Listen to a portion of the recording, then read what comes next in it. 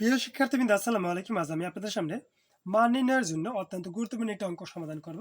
অঙ্কটা সেরকম, যদি a minus one by A equal one হয় তবে দেখাও যে A cube minus one by A cube equal four, তার মানে এটুকু সময় আমাদের ফোর পূরণ করতে হবে। এখন দেখেন, লেফট সাইড দিয়ে আমরা এটা শুরু করি। এ কিউব মাইনাস হচ্ছে ওয়ান বাই এ কিউব, আমরা জানি। এখন দেখেন, এ কিউব মাইনাস বি কিউবের সূত্র, যদি এটুকু এ এটুকু বি ধরি, তাহলে এ কিউব মাইনাস বি কিউবের সূত্র আছে এ মাইনাস, এ হচ্ছে এ আর বি হচ্ছে one by A minus B whole cube plus thrice A B, A হচ্ছে এ, বি হচ্ছে one by A minus B whole cube plus thrice A B into A minus B.